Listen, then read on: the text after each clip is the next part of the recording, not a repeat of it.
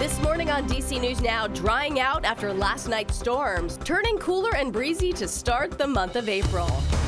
And a murder confession in Maryland. As of right now, the subject here says he stabbed his grandma. The chilling details from the police investigation. An air traffic control altercation at DCA. Details of a man facing assault charges after an incident in the control tower. Running for re-election. DC council members react to Tran White's bid to reclaim his seat after expulsion. And enjoying the spring weather and the diversity of the region. We need a way to be able to come together and celebrate our culture, celebrate ourselves. The Maryland event celebrating Black culture in the DMV. You're watching the station covering all of the DMV. This is DC News Now.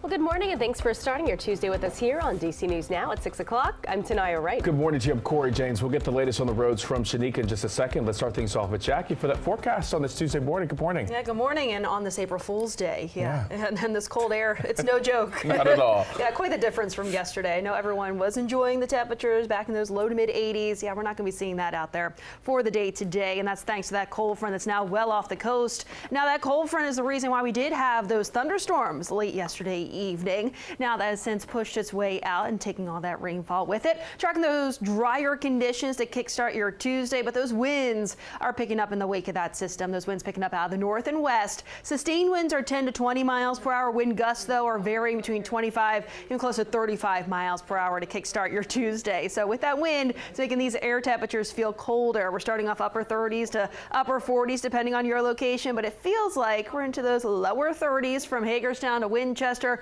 lower 40s what it feels like in DC. So it's one of those mornings you do want to bundle up because that wind is making it feel much colder. So planning out the rest of your April Fool's Day, it's still going to be breezy through the day, but at least we'll have that sunshine. High temperatures, much different than yesterday. We'll be back in the upper 50s to low 60s out there for your Tuesday. I'll have more details and a bit of a warm up in that 7-day coming up in just a few minutes. But Shanika's back with the latest on those roadways. What are you seeing this morning? I keep forgetting it's April Fool's, and I'm kind of getting scared of you guys because I don't know. Who knows what you guys could do.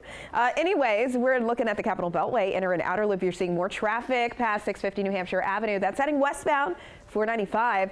We do have a couple of issues out there. So right out of Gaithersburg, Montgomery County, 270 heading northbound right near 370. We did have a crash there. I'm not seeing any delays, so I'm just kind of going to ignore it for now. We do have poles and wires down, and it's closed right in Woodbridge. This roadway here, Prince William Parkway, right between Longview Drive and Route 1. That's Jeff Davis Highway. So definitely expect some delays heading out in that area for now. But for the rest of your commute this morning, I'm seeing mainly green, looking pretty good. DC 295, though, that is starting to slow. Shanika, thank you. In Maryland, a townhome in Clarksburg was reportedly hit by lightning last night. It happened on Branch Briar Way around 9 o'clock. Montgomery County Fire says crews did not see a fire at first, but later found it in the attic. Officials say 2 adults were displaced.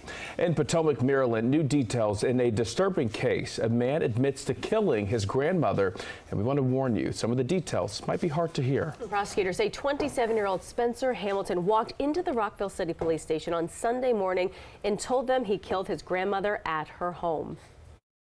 As of right now, the subject here says he stabbed his grandma, and we have the weapon here. Officers say Hamilton admitted to waiting in the 87-year-old Pauline Dillon's bedroom closet before stabbing, punching, and strangling her. They claim that he tried to move her body to the bathroom and clean up the crime scene before taking off with her phone, laptop, and credit card. Hamilton is due back in court on April 7th. And a Maryland man is facing charges after an incident inside of an air traffic control tower at Reagan National Airport. Yeah, DC News Now's Jean-Marie Sissay is live this morning at DCA with the latest. Yeah, Corey and Tanaya, we've learned that this man was working here at DCA, and according to the FAA, he is now placed on administrative leave. Now, the altercation happened last week. According to a police report, a fight broke out in the air traffic control tower right here at DCA, and the Metropolitan Washington Airport Authority says they arrested 39-year-old Damon Marcellus Gaines of Upper Marlboro, Maryland. Now, he is currently facing assault and battery charges, and the arrest comes as the airport continues to fall under scrutiny scrutiny following January's deadly mid-air collision. Now, the day after last week's arrest, another close call as military jets flying near the airport encountered a near miss with a Delta jet taking off. Now, we're going to continue to follow this story, but the FAA says this entire situation is under an ongoing investigation. Now, reporting here in Arlington, Virginia, I'm Jan Marissa Say, This News Now. All right, thank you, Jan Marie. Well, huge fights at Pentagon City Mall led to a forced shutdown and several arrests on Saturday evening. 3 teenagers are facing charges. Officers were seen at the mall after those fights broke out. Now, police say during the chaos, a 13-year-old girl pushed an officer and resisted attempts to be detained. Now, 15-year-old girl also detained. They say a third suspect, a 14-year-old boy, assaulted an officer and police found a knife on him. This all comes after several recent incidents that have some customers uneasy. More reluctant to go to the mall in certain times, and just it's a shame. Yeah, used to not worry about that stuff. Now the teens are facing multiple charges, including assault, riot, and obstruction of justice. Now, we did reach out to Simon Property Group, which manages the mall, but we have not yet heard back. And happening tomorrow, multiple tariffs are expected to go into effect. Yeah, President Trump is calling it Liberation Day. The White House says reciprocal tariffs will be placed on almost every American trading partner. These tariffs are being implemented to end the U.S.'s reliance on foreign goods. An economics professor is saying this may not be permanent. One of the big concerns about these tariffs is that it's going to drive up consumer prices, but we don't really know when exactly those increases will kick in. The president has imposed tariffs and taken them back, so it might be a good idea just to wait a little bit to see if the tariffs are actually going to remain in place.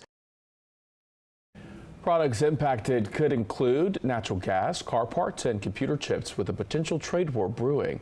Goldman Sachs says there is a 35% chance of a recession in the next 12 months. And here's how tariffs work. It's a tax on imports, goods brought in from the country abroad. Typically, tariffs are a percentage of the price of a buyer pays and foreign seller, but they sometimes are used to punish foreign countries for unfair trade practices.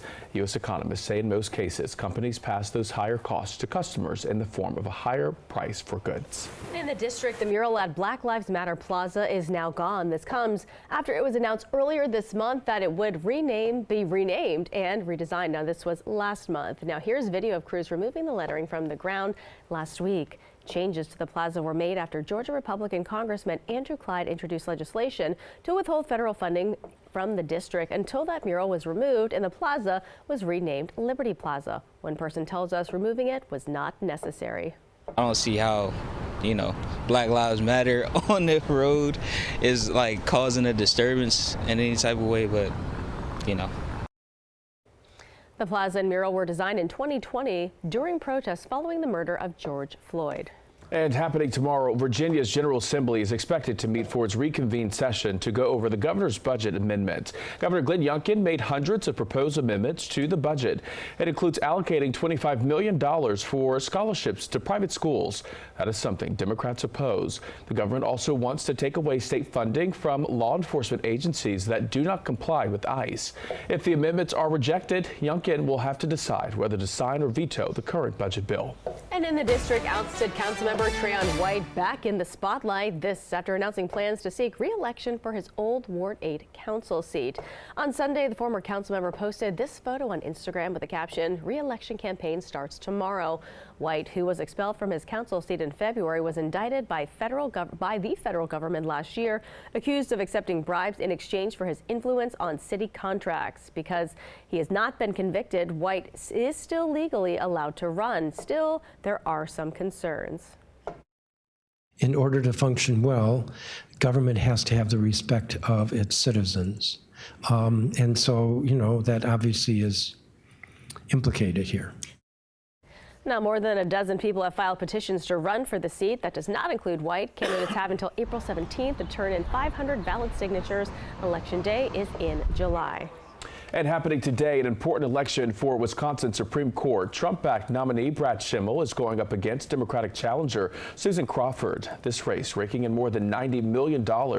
Billionaire Elon Musk spending millions to get Schimel elected. He's a former state attorney general. Crawford is a county judge, and if she wins, the court could remain under liberal control until at least 2028.